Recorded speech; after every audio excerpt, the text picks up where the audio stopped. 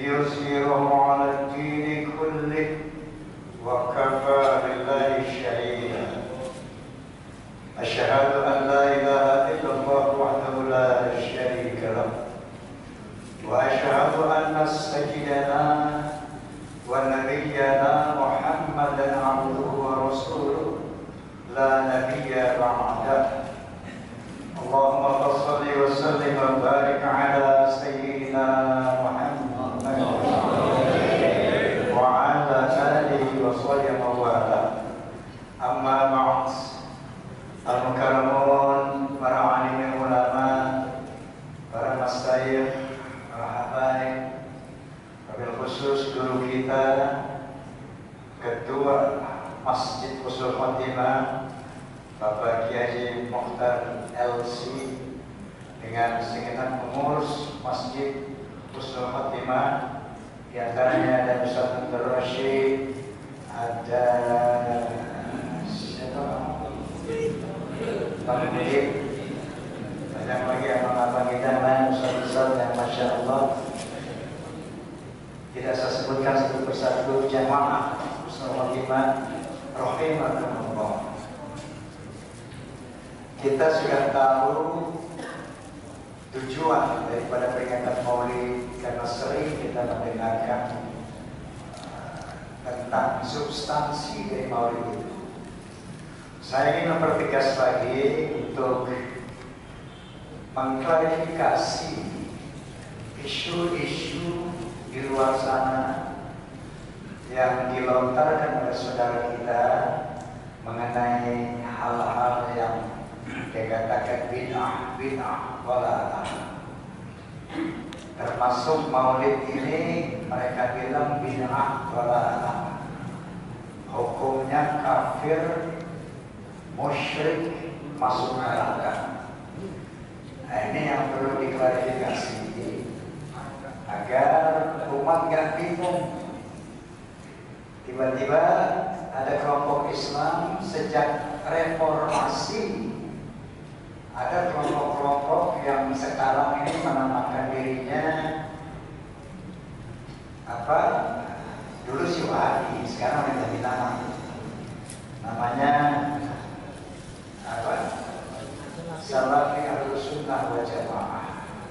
Ini saudara kita juga, karena dia berkeyakinan La ilaha illallah Muhammadun Rasulullah, saudara kita ya.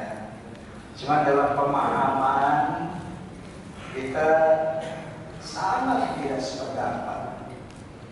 Di samping tidak sependapat, menurut saya ini berbahaya, bisa memecah ukhuwah Islamiyah, bahkan bisa memecah persatuan dan kesatuan nasional.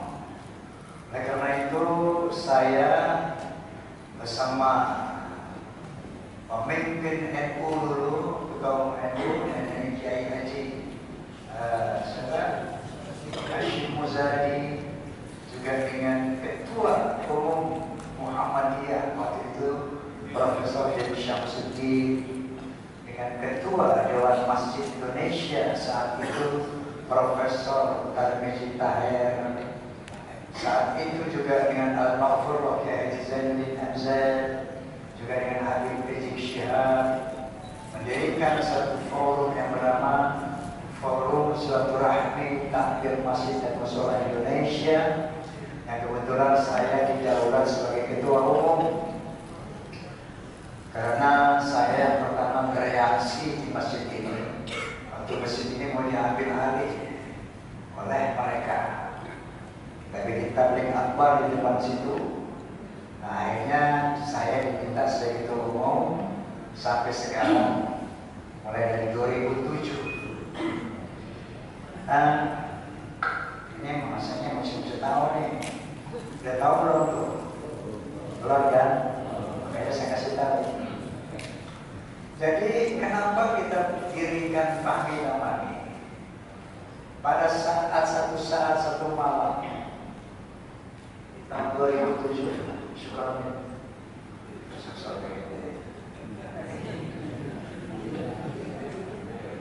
jangan malas berbuat baik sekecil apapun.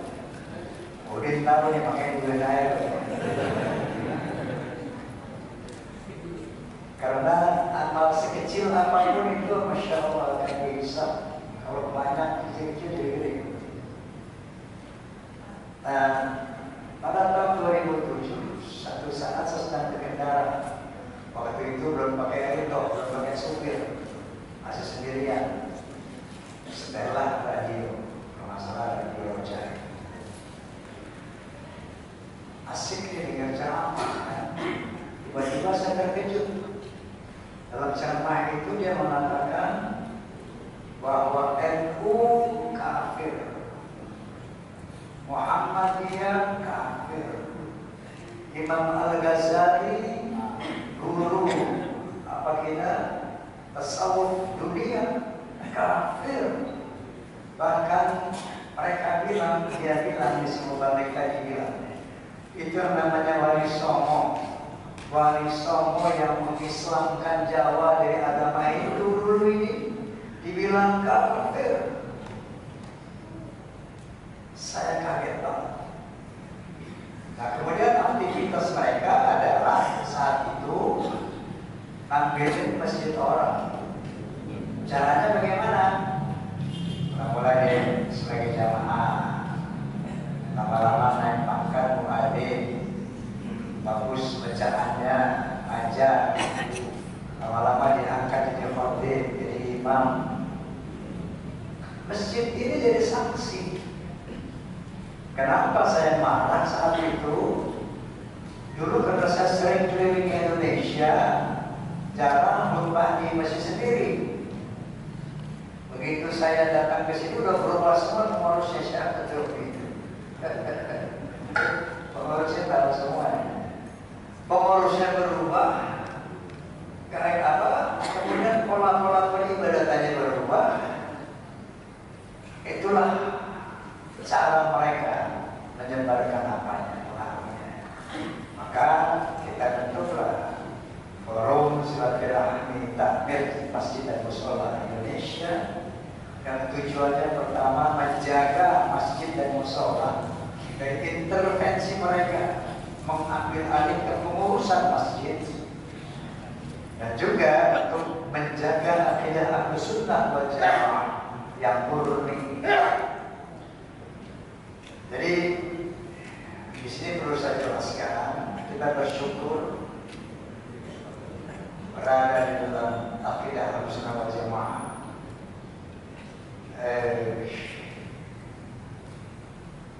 Dasar mereka membid'ahkan itu sama sekali tidak rasional dan ternyata memutarbalikkan Quran dan hadis. Artinya kalau memutarbalikkan mensalah tafsirkan. Salah satu contoh dia membid'ahkan hal ini. Satu, dia bilang kullu bid'atin dhalalah wa kullu dhalalatin finnar. Ini potongan dari hadis yang berbunyi qala Nabi sallallahu alaihi wasallam inna asdaqal hadits kitabullah wa ahsanal hadi hadi Muhammadin wa syarrul umuri muhdatsatuha wa kullu muhdatsatin bid'ah wa kullu bid'atin dhalalah wa kullu dhalalatin finnar. Itu hadisnya yang artinya inna asdaqal hadits kitabullah. Sesungguhnya sebenar-benar keterangan adalah kitabullah, Al-Qur'anul Karim. Wa ahsanal hadi hadi Muhammadin. Dan sebaik-baik bimbingan adalah bimbingan Nabi Muhammad atau al-hadits. Wa syarrul umuri muhdatsatuha. Dan seburuk-buruk perbuatan adalah muhdatsatuha, merubah-rubahnya, memperbaharuinya. Wa kullu bid'atin bid'ah. Setiap merubah-rubah Quran dan hadis ini bid'ah, dhalalah, hal baru yang sesat. Kullu dhalalatin finnar, kesesatan di neraka yang memang. Jadi artinya dimaksud di sini adalah merubah, memperbaharui Al-Quran Al-Quran dan hadis. Itu artinya merubah syariat Islam, merubah firman Allah, pasti hukumnya sesat dan orang sesat masuk neraka. Nah, ini dia ambil ujungnya doang. Kalau kita ditolak, kita fitnah, lalu kita tolak masuk neraka kayak begitu. Ya. Nah, ini artinya salah satu contoh. Padahal Nabi bersabda, "Man sanna fil Islam sunnatan hasanatan, falahu ajruha wa ajru man 'amila biha, ba'dahu min ghairi ayyan khussa min ujurihim syai'an."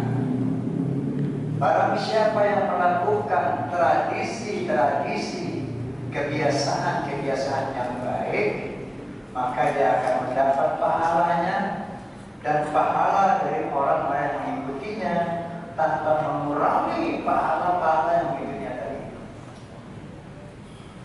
Sebaliknya, "Waman sanna fil Islam sunnatan sayyi'atan kana 'alaihi wizruha wa wizru man 'amila biha wa'dahu min ghairi ayyan qusar min awzanihim syai'an."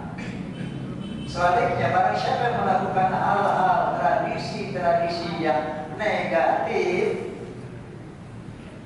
dia akan mendapatkan dosanya dan dosa dari orang-orang mengikutinya tanpa mengurangi dosa-dosa orang yang mengikutinya tadi. Sekarang saya mau tanya, di dalam maulid ini salahnya apa? Coba tolong katakan. Jeleknya yang mana, salahnya? Ngapain sih di sini kita? Tadi ngapain? Baca Quran, betul? Bersolawat, betul? Salah kan? Salah kan? Membaca riwayat Nabi, sejarah perjalanan Nabi, salah kan? Tidak salah. Baik apa buruk? Baik. Berarti bid'ah hasanah. Amin. Ya. Lalu mereka bilang, jangan melakukan apa yang tidak dilakukan Nabi. Ini berarti klarifikasi. Nabi nggak pernah ngomong begitu. Jangan lakukan apa yang tidak aku lakukan. Nggak ada hadisnya itu. Yang ada hadis Nabi, "Man ahdatha fi amrina hadza ma laysa min fahuwa rad." Barang siapa yang merubah-rubah, menambah-nambah apa yang aku perintahkan, maka dia tertolong. Sekarang kita lihat apa yang diperintah Nabi sih. Secara garis besar, rukun Islam dan rukun iman. Coba rukun Islam apa aja tuh? La ilaha illallah Muhammadur Rasulullah. Terobak kan? Kali la ilaha illallah mungkin Rasulullah gitu. Yang kedua, sholat 5 waktu. Kita lupa kan? Kali jadi 3 waktu itu. Yang ketiga, puasa di bulan Ramadan. Kita lupa kan? Kali jadi bulan Safar. Yang keempat, zakat 2,5%. Kita lupa kan? Jadi 50% misalnya. Yang kelima, naik haji ke Makkah dan Madinah. Kita lupa kan? Kali naik haji ke kelenderannya gitu. Gak ada yang dirubah atau ditambah-tambah atau enggak? Enggak. Rukun iman kita lihat, beriman kepada Allah. Ada kita rubah enggak? Kepada malaikat-malaikatnya tetap begitu enggak? Kepada kitab-kitab sucinya kita rubah enggak? Kepada rasul-rasulnya kita rubah enggak? Percaya kepada hari kiamat, percaya enggak? Lalu takdir baik dan buruk, percaya enggak? Ada yang dirubah. Jadi yang namanya bid'ah dhalalah ketika kita merubah syariat. Makanya Nabi bilang, "Man ahdatha fi amrina hadza ma laysa min fahuwa rad." Barang siapa yang merubah-rubah, menambah-tambah apa yang aku perintahkan, dia tertolak. Itu pun Nabi masih bijaksana, tertolak. Bukan kafir masuk neraka. Paham ya? Dan harus diluruskan. Nah, kemudian dia mengatakan itu orang-orang Maulid musyrik. Kenapa? Tasabbuh. Tahu tasabbuh? Menyerupai orang kafir. Ya, pakailah hadis yang berbunyi man tasabbaha li qaumin fahuwa minhum. Barang siapa yang meniru kelompok orang lain, dalam hal ini orang kafir, maka dia termasuk kafir. Sekarang dia samain Maulid sama Natalan. Itu Maulidan sama sama Natalan, memperingati hari kelahiran. Kira-kira sama nggak Maulid sama Natalan? Sama nggak? Natalan itu memperingati hari kelahiran Tuhan Yesus. Maulid memperingati hari kelahiran Nabi. Sama kan? Ada lagi dia pakai hadis Nabi Muhammad SAW. Wala tutruni kama turin Nasrul Isa bin Maryam. Jangan kamu memuliakan aku sebagaimana orang-orang Nasrani memuliakan Isa putra Maryam. Bagaimana orang Nasrani memuliakan Isa alaihissalam? Dengan mengangkat sebagai anak Tuhan atau Tuhan. Saya mau tanya di Maulid ini kita perlu angkat lagi mana? Sama nggak Natal Maulid? Nabi SAW bersabda, "Qul innama ana basyarun mithlukum, yuha ilayya annama ilahukum ilahu wahid. Faman kana yarju liqa'a rabbih falya'mal 'amalan shalihan wa la yusyrik bi ibadati rabbih ahada." Allah berfirman, "Qul," katakan ya Muhammad, "innama ana basyarun mithlukum." Sesungguhnya aku ini manusia biasa seperti kamu. Ana basyarun mithlukum. Saya ini manusia seperti kamu. Bedanya apa? Yuha ilayya annama ilahukum ilahu wahid.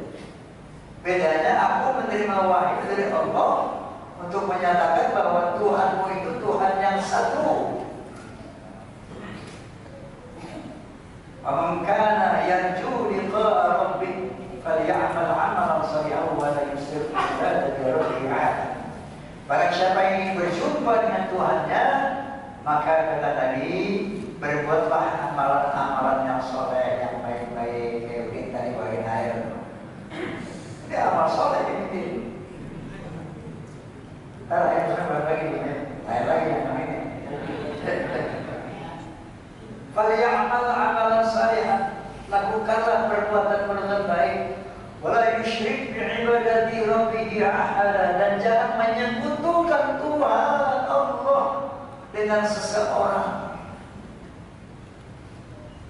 Jadi Islam itu clear, nggak ada menuhankan dari anak kecil Islam pun, anak kecil nih yang belum mukallaf tanya, Muhammad Tuhan apa Nabi? Tanya anak kecil, pasti dia bilang Nabi. Kenapa? Akidahnya jelas, la ilaha illallah Muhammadur Rasulullah. Jelas. Tidak ada Tuhan kecuali Allah, Muhammad utusan Allah. Jelas.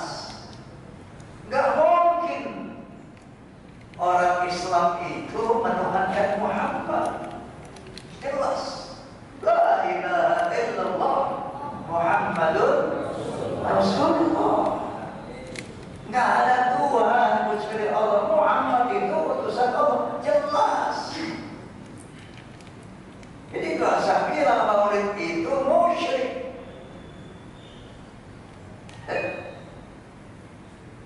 Menuhankan tadi. Kalau memuliakan tadi harus. Oh, Masya Allah. Yang namanya Muhammad bin Abdullah bin Abdul Muttalib bin Hashim bin Qusay bin Hakim bin Balqadah sampai keturunan dari Sayyidina Nabi Ismail. Ini makhluk yang paling mulia, makhluk yang paling mulia. Enggak ada makhluk, entah itu malaikat, jin, apapun, manusia yang lebih mulia dari Muhammad bin Abdullah sallallahu alaihi wasallam. Enggak ada. Kenapa beliau paling mulia? Satu, di antara 124.000 nabi ada 313 rasul. Di antara 313 rasul ada 25 nabi besar. Dan dari semua itu Nabi Muhammad yang teragung, paling mulia. Kenapa? Kita lihat perbedaan. Dari sisi wilayah teritorial beliau itu beda dengan Nabi lain. Contoh, Nabi Lut diutus hanya untuk bangsanya saja, bangsa Sadum. Nabi Hud hanya diutus untuk bangsanya saja, bangsa Ad. Nabi Saleh hanya diutus untuk bangsanya saja, bangsa Thamud. Semua para nabi hanya diutus untuk bangsanya masing-masing, termasuk Nabi Isa alaihissalam. Wa rasulan ila Bani Israil, nabi untuk bangsa Israel.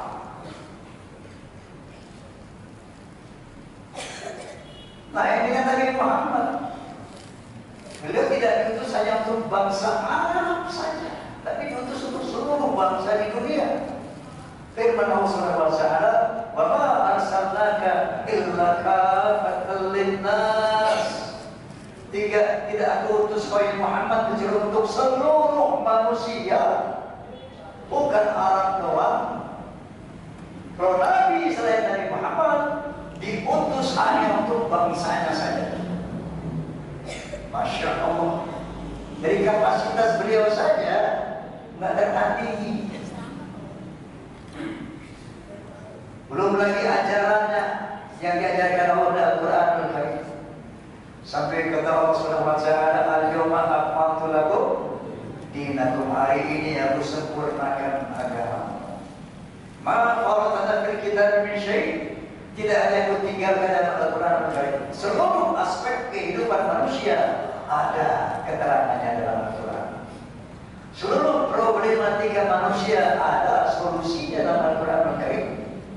Sempurna diturunkan kepada Nabi Muhammad SAW yang sebelumnya bersyukur kepada Allah dengan derajat yang begitu tinggi diberikan oleh Allah. Ini akhlakul karimah kepada Allah Subhanahu wa taala. Masya Allah, akhlakul karimah, akhlak yang mulia. Enggak sanggup kita, akhlakul ammah paling kita. Kepada sesama manusia, Masya Allah. Kepada istri-istrinya, Masya Allah. Ya, kalau panggil istri penuh dengan cinta kasih. Ya Rahman, wahai yang kemerah-merahan. Katakan apa? Saya enggak. Ya Rahman, wahai yang kemerah-merahan. Penuh keraguan. Yang ini hitam jangan kami yang kehitam-hitaman jangan. Kelas loh. Itu akhlak. Dan akhlak kepada manusia, Masya Allah, sampai Allah memuji beliau. Wa innaka la'ala khuluqin 'azim. Engkau memiliki akhlak yang sangat mulia. Laqad kana lakum rasulun min anfusikum azizun 'alaihi ma 'anittum harisun 'alaikum bil mu'minina raufur rahim. Sungguh telah datang kepadamu seorang nabi dari bangsamu sendiri. Dia sangat berat dengan penderitaan umatnya. Enggak enak makan, enggak enak minum, mikirin umatnya. Azizun 'alaihi ma 'anittum. Berat baginya memikirkan nasib umatnya. Harisun 'alaikum. Dan dia inginkan umatnya itu semuanya bahagia, semuanya masuk surga. Bil mu'minina raufur rahim. Dan dengan orang beriman dia sangat cinta dan kasih sayang. Ini akhlak. Karena kalau hinaan, cacian, makian itu makanan nanti. Banyak kisah tentang ini.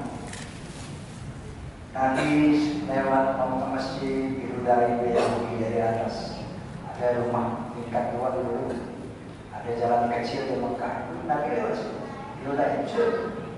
Nabi jangan bosan menolak, tersenyum.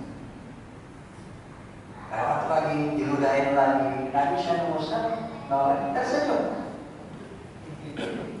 Satu hari Nabi lewat situ, yang ludahin nggak ada.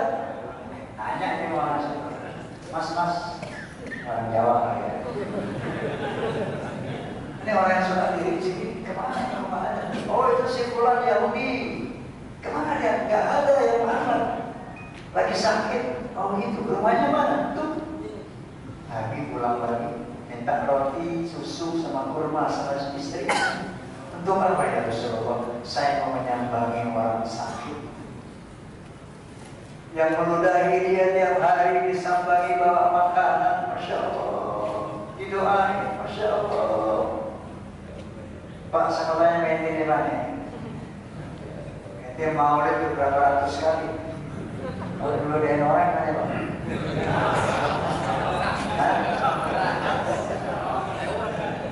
Oh bacot. Bahkan pernah dia Taif dakwah disampaikan Nabi, bukan hanya dibuli, dihina, disakiti secara fisik di kota Taif, dilempar batu, berdarah kaki, tangan, wajah. Jibril alaihissalam yang senantiasa mendampingi beliau berbisik, ya Muhammad, angkat tangan kamu kepada Allah, minta agar umatmu yang durhaka ini azab. Nanti biar aku yang menjadi eksekutornya. Aku akan impit orang yang kurang ajar di masa dengan doa begitu. Apa kata jangan Jibril. Aku masih berharap anak dan cucu mereka beriman kepada Allah dan kepada Allah. Tapi Nabi tetap angkat tangan.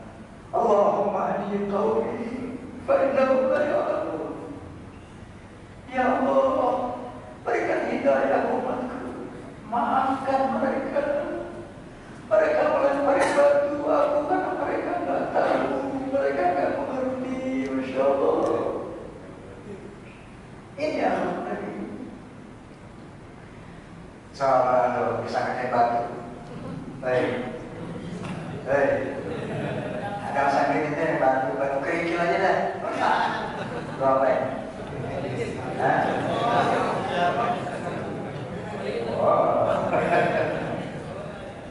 Tapi ada orang sini yang main. Jadi dibawakan yang lain juga ini. Lu kalau kali Nabi lempar batu oke. Saya sakit juga pakai roti. Siapa? Roti apa? Roti tawar. Bukan amat. Isinya batu bata.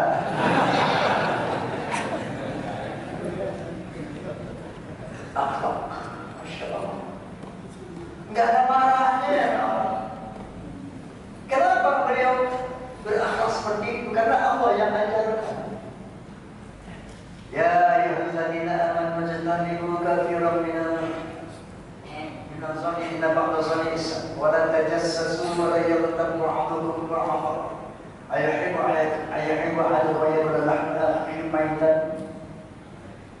Wahai orang-orang beriman, jangan buruk sangka. Zaman sekarang orang zaman tua buruk sangka bukan baik. Ya ayyuhalladzina amanu ijtanibu katsiran zanni inna ba'da zanni ism. Karena sebagian buruk sangka itu dosa. Wala tajassasu, jangan cari-cari kelemahan orang. Wala tajassasu, jangan ngintip-ngintip kesalahan orang. Wala yaghtab ba'dukum ba'dhan, jangan suka bergunjing, jangan ngomongin orang. Jangan berriba, jangan buka aib orang. Kenapa? Ayyuhal lahma akhihi maitan. Apakah kamu suka makan daging saudara sendiri. Ini kata kiasan yang Allah buat bagus. Kalau orang suka ngejelekin orang, ini. Itu kata Allah apa? Ibarat kita lagi makanin daging bangkai saudara kita. Lo ngomongin Ustaz Brosyid, sama aja ente lagi makanin daging bangkai Abdul Rashid. Artinya apa? Lo lagi ambilin dosa-dosanya. Ketika kita buka aib orang di depan orang lain, sadarilah kata Allah, kamu sedang makan bangkai daging sendiri, temanmu sendiri. Lagi ambilin dosa dia. Daging bangkai itu seumpama dosa. Diibaratkan oleh Allah Subhanahu wa Ta'ala. Jadi Nabi nggak pernah marah, dibuli, dihina, bahkan disakiti, karena Nabi tahu, masya Allah, kasihan itu orang. Dia kasihan sama yang menghina, bukan marah. Akhlak kepada Allah. Beliau kalau ketemu pohon, Assalamualaikum. Kenapa?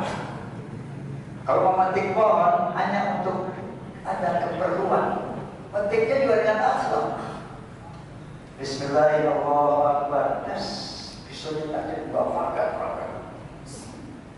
Kenapa?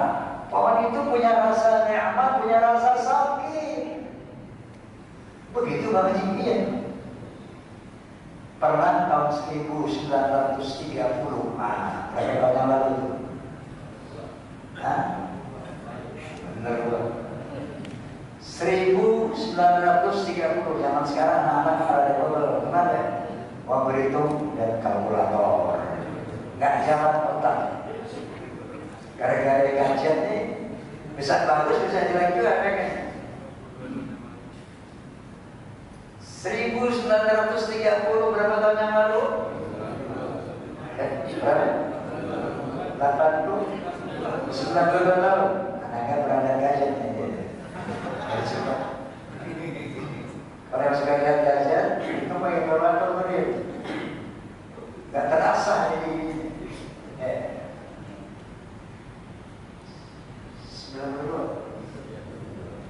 92 tahun yang lalu ada seorang botanis ahli tanaman. Dia mengadakan research di New Delhi, India tentang tanaman. Gak tahu kenapa di India namanya Depok aja gitu ya. Ternyata ditemukan, oh pohon itu ternyata ada gendernya, ada kelaminnya. Ada pohon laki, ada pohon perempuan.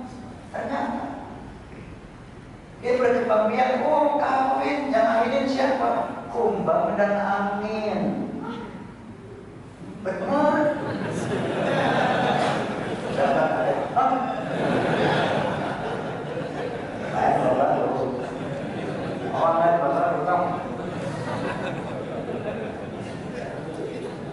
Jadi pohon itu menurut Dr. Bos, dia punya gender, ada pohon perempuan dan laki, dan mereka kawin untuk berkembang biak. Yang ini siapa?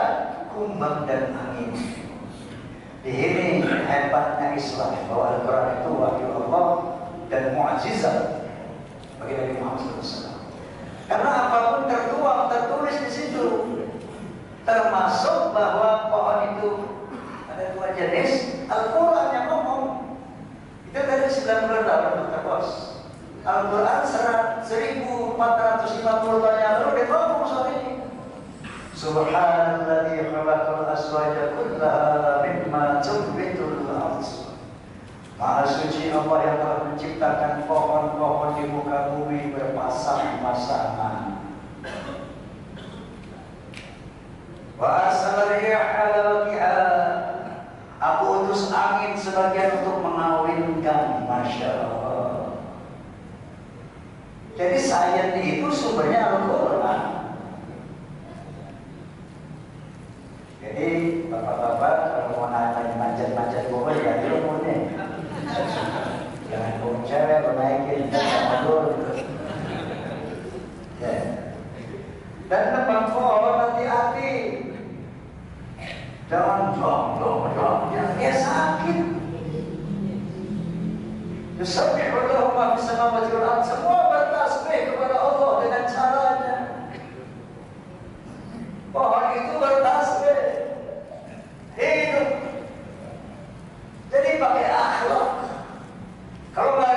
kepentingan jangan nebang pohon.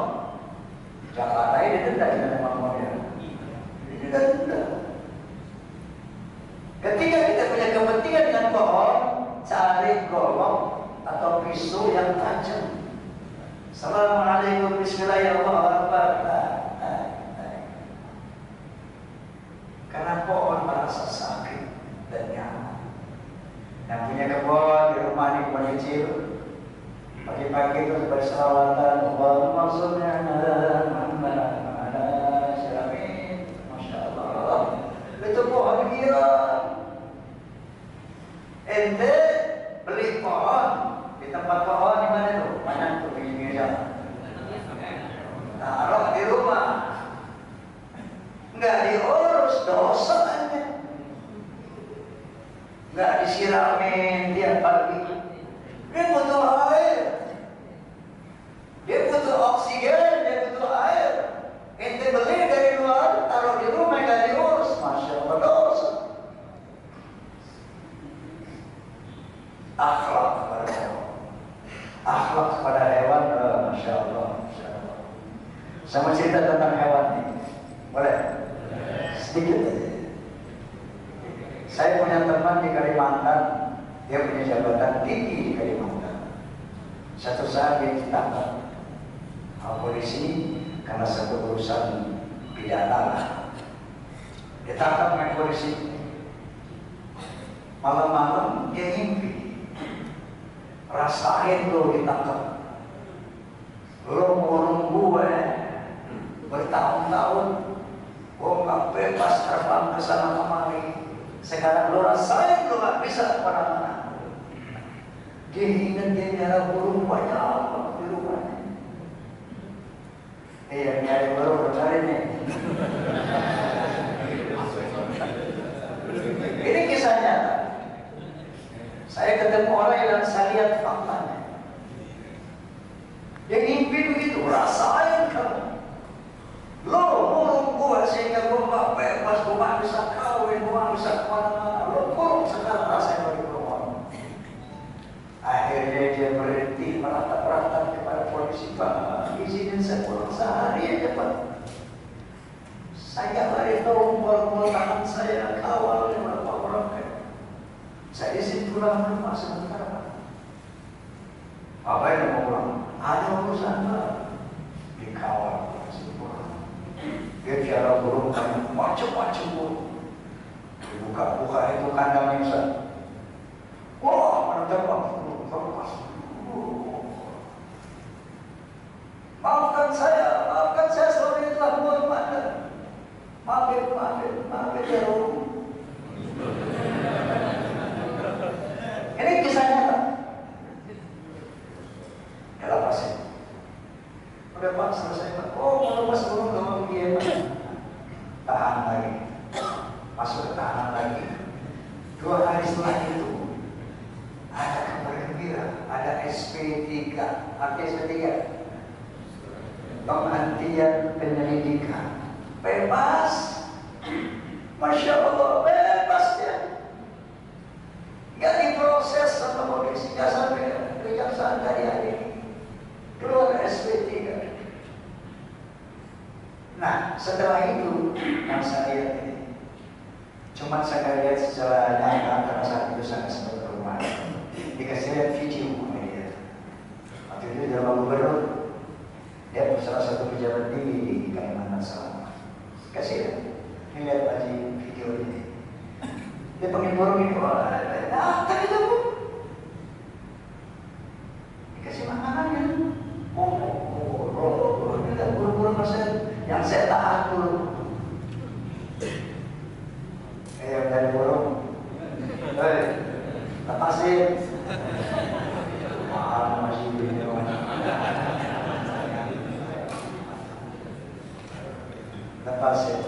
Lepasin. Masya Allah. Karena apa? Yusabbihuna ma fis samawati wal ardh. Burung itu makhluk Allah yang bertasbih kepada Allah. Apapun di dunia ini bertasbih kepada Allah dengan caranya. Akhlak Nabi kepada hewan, masya Allah. Kira-kira itulah tujuan kita maulid itu dalam rangka meneladani Nabi. Laqad kana lakum fi Rasulillahi uswatun hasanah. Sesungguhnya dalam diri Nabi terdapat keteladanan yang baik untuk kita amalkan, kita tiru. Gak bisa kan Nabi ya, gak bisa lah. Tapi setidaknya, sebisanya akhlakul ammah udah cakep.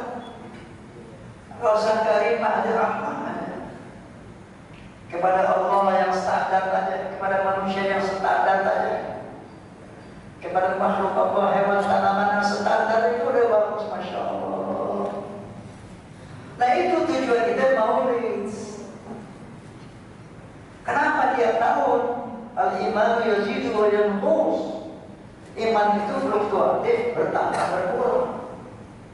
Setiap maulid kita ingat bagi Nabi, kita ingat bagi ajarannya, kita ingat bagi perjuangan, kita ingat akhlaknya. Baru lagi iman kita, baru lagi cinta kita kepada Nabi. Qala ta'ala, qul in kuntum tuhibbuna Allah fattabi'uni yuhibbukum Allah wa yaghfir lakum. Katakan ya Muhammad kepada manusia, kalau kamu cinta kepada Allah, taat kepadaku. Kalau kamu taat kepada Muhammad, maka Allah akan mencintai kamu dan akan mengampuni dosa-dosamu. Itu tujuan peringatan maulid. Dengan maulid kita akan bertambah pengenalan kita, bertambah kekaguman kita, bertambah cinta kita, bertambah ketaatan kita kepada Nabi. Manfaatnya maulid? Manfaat tidak? Jadi ini bid'ah hasanah. Oke, jadi kita tiru akhlak Nabi sebisa-bisanya, karena akhlak itu yang menjadi dasar penilaian manusia di mata Allah dan di mata makhluknya. Setinggi apapun jabatan, sebanyak apapun harta, kalau tidak berakhlak, maka hina di mata Allah, hina di mata manusia. Dan sebaliknya, serendah apapun jabatan, semiskin apapun harta kita, tapi kalau berakhlak kepada Allah, berakhlak kepada manusia dan alam, maka kita mulia di mata Allah, mulia di mata manusia. Sebagai penutup, sebuah syair yang pernah saya buat, tolong ikut semua kur ya. Halo? Dalam berbicara harus memakai akhlak. Akhlaknya ada ini. Setuju? Dalam berbicara harus memakai akhlak. Di dalam berbusana harus memakai akhlak. Dalam rumah tangga harus memakai akhlak. Di dalam bernegara harus memakai akhlak. Manusia mulia hanyalah dengan akhlak. Manusia kan hina kalau tidak berakhlak. Harta dan jabatan tak menjadi ukuran. Betul?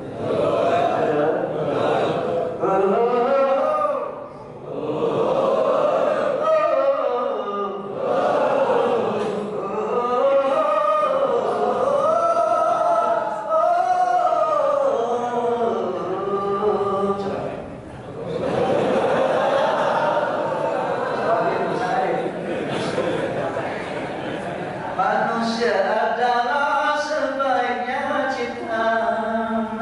Akhlak membedakan manusia dan hewan. Karena hewan tidak punya keimanan dan tidak punya pemikiran. Hidup bebas tidak terikat oleh hukum dan juga peraturan.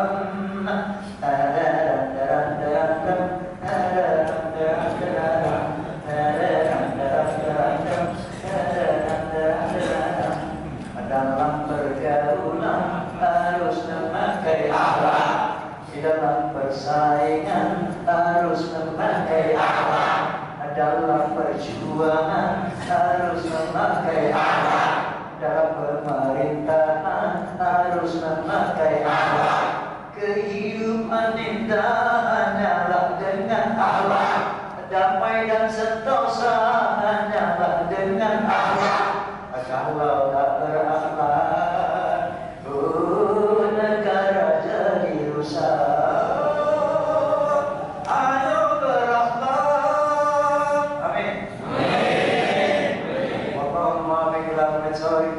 Billahi taufiq wal hidayah. Wassalamualaikum warahmatullahi wabarakatuh.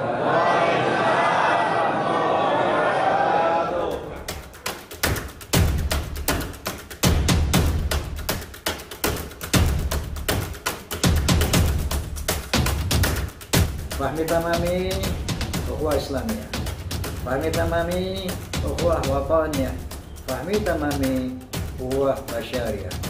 Wallahul muwaffiq ila aqwamit thoriq. Billahi taufiq wal hidayah. Wassalamualaikum warahmatullahi wabarakatuh.